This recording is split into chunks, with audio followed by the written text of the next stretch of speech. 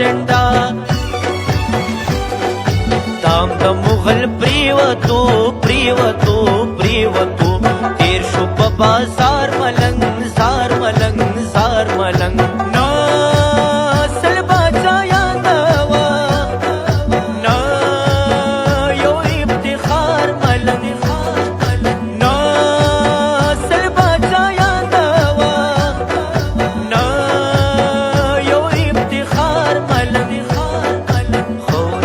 نزار ملنګ زار ملنګ زار ملنګ دا د خپل کردار